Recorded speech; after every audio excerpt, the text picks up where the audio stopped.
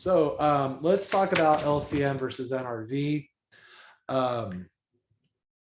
So let's talk first about applying the LCM. So we're focused on LCM. We use the LCM rule when LIFO is our cost assumption. So if we have a LIFO reserve, we're reporting in LIFO. That means we're using LCM. Like that's another reason why you have to have the LIFO reserve adjustment first, because then you know, okay, I'm in LIFO. Now I can apply the LCM rule. So one of the items, what it means, or what LCM stands for, is lower of cost or market. And market is going to be defined by one of three things. It's going to be what we call a ceiling price, the current replacement cost. So what I can buy that inventory at today, or it's the floor price, and we'll define ceiling and floor below. So first we look at the cost of replacement, the cost to replace the item by purchase or manufacturing it. Current replacement cost, sometimes referred to as the market price, but this market, it could be the market, but the market could also be the ceiling or the floor. We have three options for the market. So you have to be careful with the use of the word market. That's why sometimes I prefer saying current replacement cost. And I forgot to put cost there. So we take this value, current replacement cost, and we compare it against two theoretical values: the maximum, which is the ceiling, and the minimum, which is the floor. Okay, so what is the ceiling? The ceiling is also called net realizable value. And I know it's like, why can't we just take one term and stick with it? All I can say is get used to it. Everyone has jargon, and we have, 5 different terms for every item. Just like we have 5 different words to express happiness, more than 5. We have 15, 20 different words to express happiness.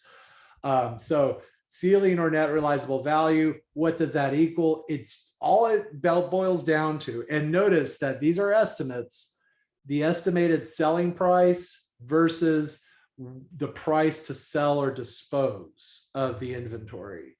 So what we think we could get from selling it, and subtract off any cost to dispose of it. Now, this should appear kind of familiar. Again, going back to that discontinued operations impairment, the fair value of all our net assets that we're selling for the discontinued op, less any cost to sell. Why is this a theoretical maximum? If we assign a cost to our inventory that is greater than what we expect to receive, the estimated selling price, less the cost to sell, it's going to generate negative gross profit. So for example, we estimate that the sale price of our units is $10. The cost to sell is $2. So in this case, the ceiling is 10 minus 2, which is 8, right? That $8 is the maximum cost I can assign. Because if this is what I expect to get out of the deal, if I allow the cost to be $9, then my revenue, my net revenues minus the $9 is going to be negative $1. So that generates negative gross profit. We don't want that. The floor, all you do is take the net realizable value defined above, estimated sale price minus the disposal cost, and subtract off the expected or average gross profit from this item. Why is this a theoretical minimum? If the cost assigned to the inventory, and consequently to COGS, is below this value, then we're going to generate abnormal profits on the sale of the inventory. So for example, again, estimate the sale price to be 10, the cost to sell is 2. So that gives my NRV a value of 8. Normally the gross profit generated is $350. Well, then that means that the floor is just $8 minus $3.50, which equals $6.50. So that's the minimum value that I can assign to that. If I assign anything lower, like maybe $4, well, then what am I going to generate from this deal? Then I would have $8 minus $4, and that's going to give me a gross profit of $4, which is greater than my normal profit margin. So we don't want that either. We don't want to create abnormal profits. We don't want to create abnormal losses. And so these become my theoretical maximums and minimums.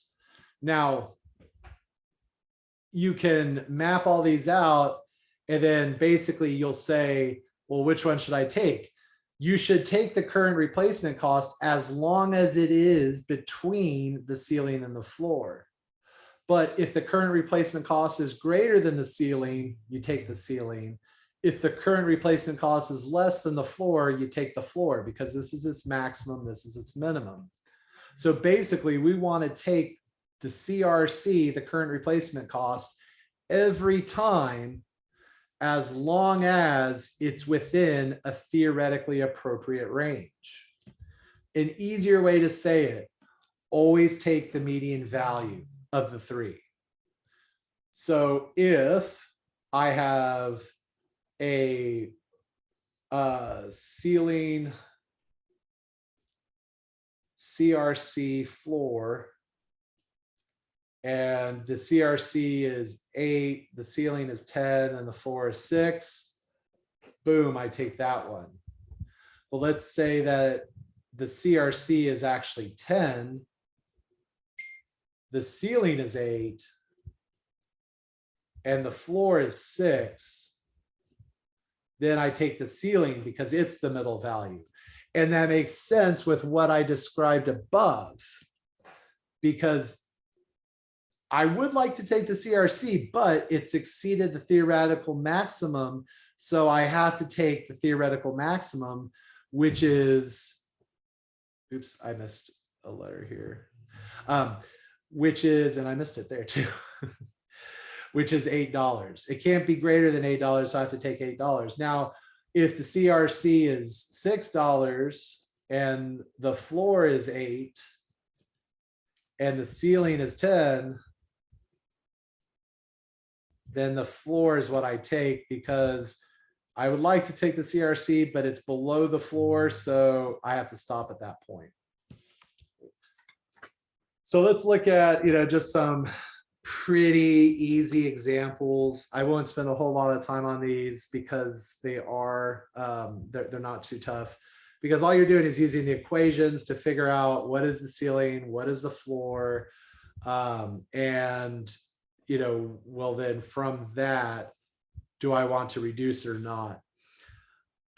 So I have the net realizable selling costs, I have the current replacement costs, and I have the average profit margin. I don't have the floor in here, so I'll calculate the floor and put it in red on this column here.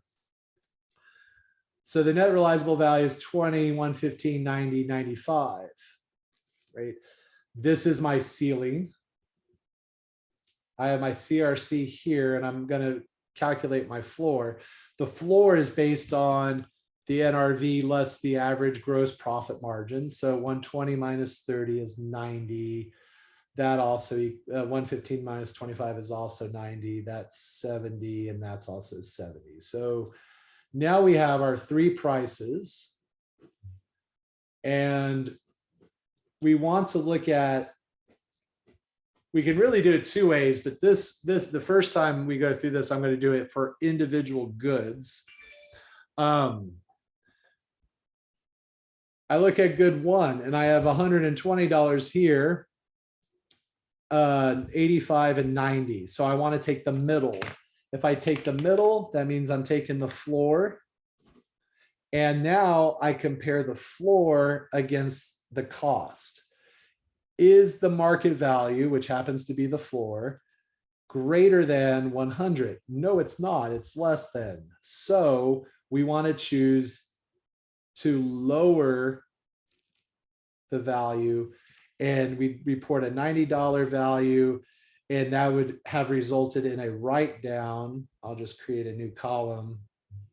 A write down that would be expressed as inventory impairment or loss on inventory write down of $10. I look at the next three for good too. 100 is the middle value. Is 100 less than the cost? No, it's not. I keep it at cost, and there is absolutely no write down because it's already at cost. This is the value in my balance sheet account. I'm sorry, in my inventory balance sheet ledger account. 100, 90, 70, 90 is the lower, is the middle number. I compare 90 and 100. I do have to bring this down. I have to bring it down to 90, and there's a $10 write down here. 90, 93, 70, 93 is the middle number. And I want to write it down by $7 to get to 93. That is how you apply a lower of cost or market. That's one way of doing it. Now, a huge warning. Every time I teach this and I see people, they're like, oh my gosh, this is so easy. They start jumping on their phones. They stop taking notes, and they end up failing the hell out of this question on the test.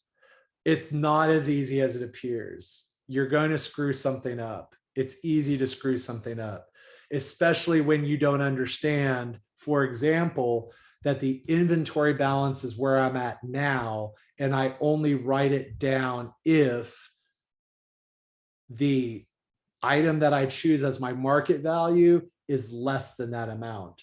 I'll see so many people every time on the test, for example, with this good, they'll write it down. They'll say, oh yeah, 95 is less than 100, so I need $5 of an impairment. No, no, no, no, no. It's already at 95. You don't have to do a thing to it to get it to 95.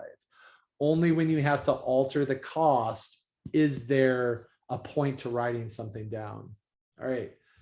So that is lower of cost or market. We apply that to LIFO. Now, FIFO or average cost methods, non-LIFO methods, we apply the LCNRV. The market amount is always defined as the net realizable value. Right? We take away the choice of the three and always use LCNRV as the comparative amount and to decide whether we should write something down. Okay. Again, the definition of NRV and why it's a relevant balance. And again, just have to calculate it. Estimated selling price less cost to dispose. So the net realizable value of this is 120, of that is 115, of that is 90, of that is 95. And then we compare our costs to our net realizable value and decide whether we want to write something down. For this guy, 110, it's already lower. We don't have to do a dang thing. And so we have no write down. Here, again, it's lower. We don't have to do anything. We're going to keep it at 100. And we don't have to write it down. Here, 108 and 90, yeah, we do have to write it down. We have to write it down by $18, and I want to express it at 90. Over here, 103 versus 95, yeah, we have to write it down by $8, and it's going to result in a balance sheet of 95. So every time I'm just, the balance sheet is going to be whatever is the lower of these two values. Whether or not you have to write down the item is based on whether you're deviating from cost or not. Because if you're not deviating from cost, no reason to write it down. Okay. Now, there is another way that you can go about doing this. And this was what we call like by inventory type or individual goods. We looked at number one independently from number two, from number three and four, and this applies to both methods. Instead of doing them independently, we can judge the entire system as one, which means that, excuse me, which means that I would total these four numbers, 120, 115, 90, and 95, which comes up to, let's see, 185, 305, 420, 85, 200, 293,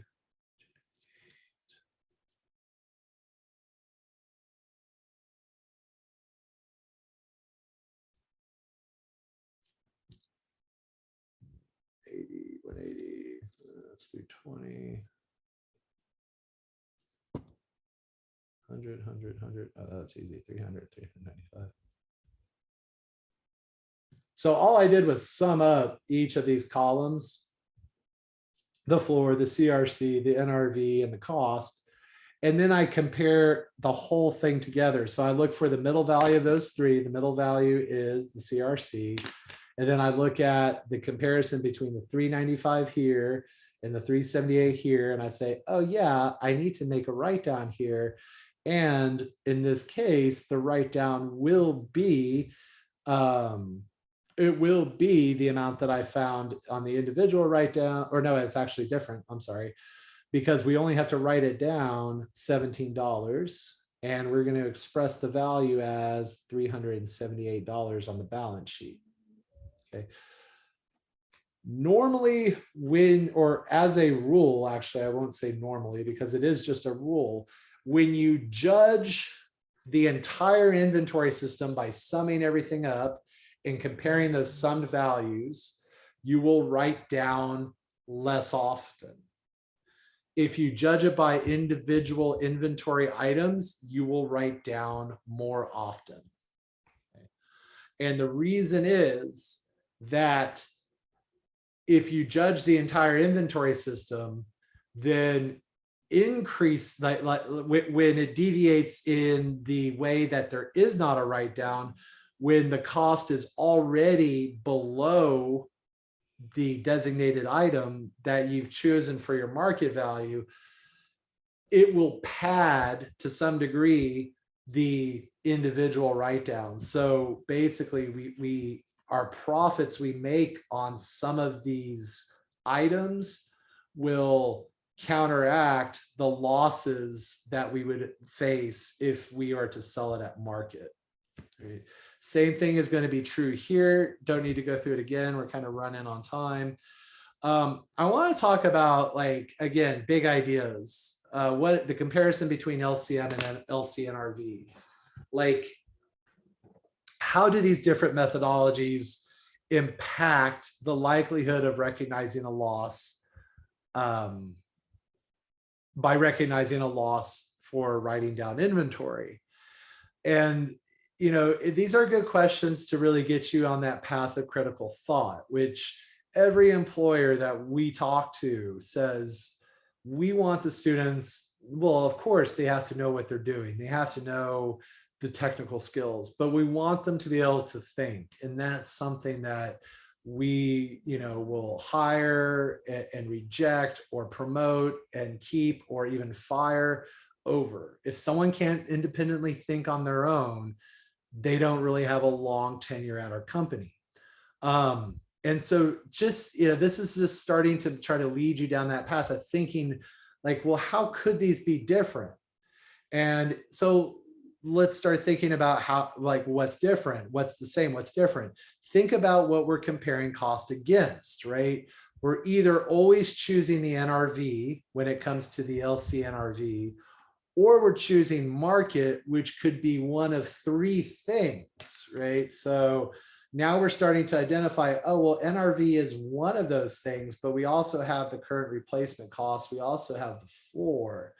So we have a variety. In this choice of market value, NRV is always the highest value that would be selected. Like, right? I mean, it's not always going to be selected, but it is always the highest value that would be selected. Like, for example, the CRC might be greater, but if the CRC is greater, we take the median value, which is the NRV. So this is the highest value that can be selected in this scenario.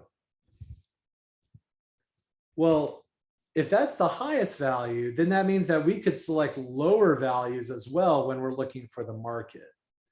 But it's always what we're comparing against when we do LCM, LCNRV here. So it might seem like applying LCNRV is the least likely to be written down, right? Because when we compare, if we're always using NRV, NRV is the highest value that can be selected of these three. Well, then that means that this is going to take lower values sometimes. And when we take lower values for market increase the likelihood of a write down.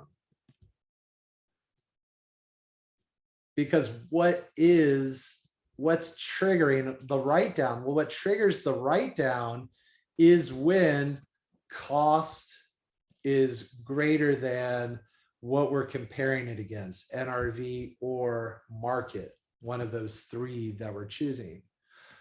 So we're going to write down when this number has the potential to be lower. If it's NRV all the time, every time, that kind of reduces the potential for a write down over market, where it could take one of these two lower values. So maybe you're thinking it's less likely we're going to write down when we're using LCNRV, but you also have to think about when we use NRV versus the market. Remember, we use market when we use LIFO. And LIFO puts the oldest purchases in ending inventory. During times of rising prices, LIFO is going to assign lower costs to ending inventory. Remember, I said one of the advantages of LIFO is that it's less likely we're going to write something down. Consequently, it might not necessarily be that NRV is going to, the lower of cost or NRV is going to be the one that has less probability of writing things down, because just when we use LCM, we're already starting at a lower cost of our ending inventory during times of rising prices for inventory costs. Okay. So the answer is basically, it's kind of a toss-up. We're more likely to select a lower value for market under LCM, right? Because we could use the CRC, because we could use the floor, and therefore we'll be more likely to write down our inventory balance. But we're also more likely to have a lower inventory balance when we're applying LCM because of LIFO. And why did it? Because before we had these two different approaches, everything under GAAP, FIFO, average cost, we used lower of cost or market for absolutely all three of those cost flow assumptions. And in my opinion, why the FASB decided to keep LIFO where it was and apply the NRV to FIFO and average cost is because it is difficult to write down inventories carried at LIFO cost assumptions. And because they're already the oldest prices, tend to be the older costs that are lower. And using LCNRV would result in even fewer write downs, because NRV is always the highest possible value that we could give to our market value it's just always the highest possible value of those three when we're comparing cost versus the alternate. Right? So basically, it makes LIFO just generally more likely to be written down, even though it uses its oldest costs. And so that's the kind of like, I mean, it is a thought that, granted, I wouldn't have had when I was a student unless my professor was leading me there like I am you right now. But that's the kind of thoughts that I encourage you to have, not just on your own right away, but eventually as you're practicing these things, and I mean practicing by you're working through your senior classes, you're getting into the job, you really should start really thinking about these bigger ideas of when we do things, why we do things, and then being able to come up with some sort of like theory about like, well, this is why this probably happens. Anyway, so that's just a thinking moment. This just describes how, like I said before, we can do it directly to each item, or we could total the inventory, or we could even say total number, total items 1 and 2 versus items 3 and 4. So there's methods to applying the LCM, LCNRV rules. The application using individual items produces the lowest inventory value, because it is most likely to be written down.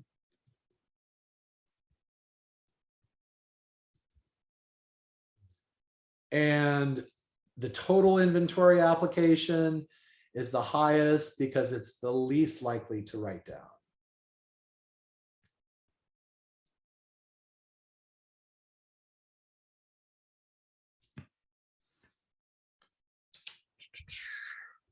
Oops, sorry, that's all in there, but most likely, least likely to write down. In this instance, to kind of revisit tax versus financial reporting, you can choose to produce write-downs based on individual items, because you're most likely to have a write-down expense when you do that. You're most likely to reduce your taxable income by forcing a write-down by looking at individual inventory items. And you can financially report on the balance sheet using the total inventory. So this is where we can have a deviation between what we report on our taxes and what we do for our financial reporting. It was just that one instance with the cost flow assumption being LIFO that we're bound with whatever we report on our taxes is what we have to report on our financial reporting. And in fact, a lot of companies would do this. They would do this for taxes because it creates more deductions. And then they would do this for their financial reporting because it's less likely to reduce net income. All right. Let's talk about the journal entry. So all of that preface to journal entry, that's about what I think about journal entries, honestly, in the grand scheme of things. We have two ways of doing it. We have a direct method. This is pretty more universally used by companies, but both are GAAP. There's also what we call the allowance method, which is the indirect method. So with the direct method, we reduce the inventory account directly, we increase COGS directly. So we put COGS, the ones that I was showing you on the prior page when I did the write down. This is the write down entry under the direct method. Under the indirect method, it is a little crazier, or it just involves new accounts. So if we have the allowance method, then we have a like inventory impairment, that's our loss. That replaces cost of goods sold. It reduces net income, as does cost of goods sold. Obviously, a credit to inventory reduces inventory. And we also have another allowance account, and it's usually sometimes called inventory allowance, but then so too is sometimes LIFO reserve allowance to reduce inventory to market. And it's very wordy, but it at least keeps it from being confused with inventory allowance, which can also be. This is just another contra account. It's just another account separate from inventory, but it's as good as crediting the inventory account. Like I said, most businesses prefer the direct method. They bury the write down in cost of goods sold. It's usually included in their footnote disclosures. They tell you everything that's in cost of goods sold. More times than not, I see them include any inventory impairments or write downs are included in that. So a lot of them use the direct method. And it becomes pretty easy to work through just the amount, right? Because, for example, in all of these where I hit write down, $10, $0, $10, $7, well, that just replaces the X's in either method. So for the first good, I had a $10 write down, debit, cost goods sold $10, credit inventory $10, etc. Now for this one, it's just changing things a little bit. If I had inventory at 12/31 and at its established market / NRV is 53, well, then that means the market or NRV is less than the cost. And I have a $2,000 write down, debit, cost of goods sold, credit inventory. And for the indirect method, then we have this loss on inventory write down. We have a credit to a contra asset instead, but it does the same thing. It reduces net income, it reduces